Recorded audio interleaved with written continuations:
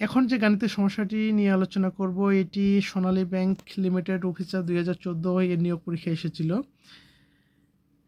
এ ধরনের গাণিতিক সমস্যা দেওয়া থাকলে আমরা যেটা দেখব সেটা হচ্ছে কোনো সূত্রে ফেলানো যায় কিনা।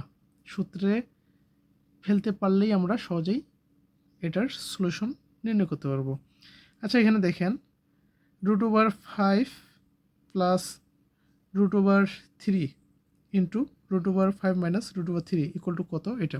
আচ্ছা, এটাকে যদি আমরা ধরি, এটাকে যদি বি ধরি, হ্যাঁ, √5a √3b, তাহলে কি এখানে a plus B into a minus B পাচ্ছি না?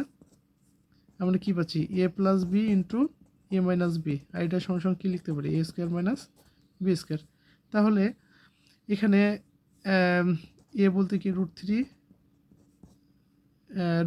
এ বলতে √5 √5, আর বি বলতে √3, এ বলতে √5, বি বলতে √3, আর এটার সঙ্গে সঙ্গে আমরা কি লিখতে পারতেছি? a square minus B square, তার মানে কি √5 এর উপর স্কোয়ার মাইনাস, হ্যাঁ, √3 এর উপর স্কোয়ার। তাহলে কি স্কোয়ার রুট কেটে যায়, স্কোয়ার রুট কেটে যায়, তার মানে কি 5 মাইনাস 3, তার 5 থেকে 3 বাদ দিলে 2।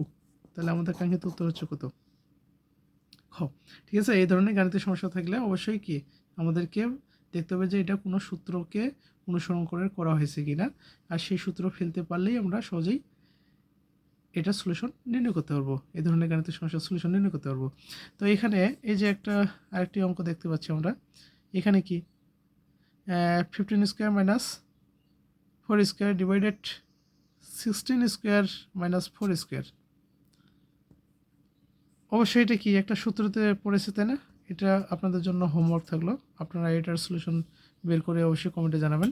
নিচে আরেকটি কোশ্চেন দেখতে পাচ্ছি, এখানে দেখেন 0.8 square minus 0.3 square divided 0.8 plus 0.3 equal to কত? পরিকল্পনা মন্ত্রণালয়ের ডাটা প্রসেসিং অপারেটর 2002 এর নিয়োগ পরীক্ষা এসেছিল। আচ্ছা দেখেন তো, এটাকে যদি আমরা এটাকে বি, হ্যাঁ, 0.8কে 0.3কে যদি বি ধরি, তাহলে এখানে আমরা যেটা পাচ্ছি কি a square minus B square, আর নিচে পাচ্ছি কি a প্লাস বি।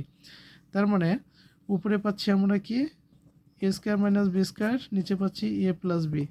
এটাকে আমরা কীভাবে লিখতে পারি? a square minus B square সূত্র কী জানি? a plus B into a minus b divided a plus b. a plus b কেটে যায়, তাহলে এখানে কি থাকে? a minus B. আর a বলতে কি 0.8, আর বি বলতে হচ্ছে কি 0.3।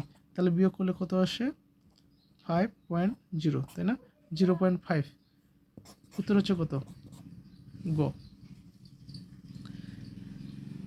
এরকম গাণিতিক সমস্যা অবশ্যই পরীক্ষার জন্য খুবই গুরুত্বপূর্ণ, তাই এই গাণিতিক সমস্যাগুলো প্র্যাকটিস করবেন, তাহলেই আপনাদের খুবই সুবিধা হবে। অল্প সময়ে আপনারা এই ধরনের গাণিতিক সমস্যার সমাধান করতে পারবেন এবং সহজেই কোন সূত্রে দিয়ে এই ধরনের গাণিতিক সমস্যার সমাধান করা যায় সেটা বুঝতে পারবেন। আমার এই ভিডিওগুলো যদি আপনাদের ভালো লেগে থাকে, অবশ্যই বিবি ম্যাথ একাডেমি ইউটিউব চ্যানেলটি সাবস্ক্রাইব করবেন এবং ফেসবুকে বিবি ম্যাথ একাডেমি ইউটিউব পেজটিও ফলো করে রাখবেন। লাইক কমেন্ট শেয়ার করবেন। ধন্যবাদ সবাইকে।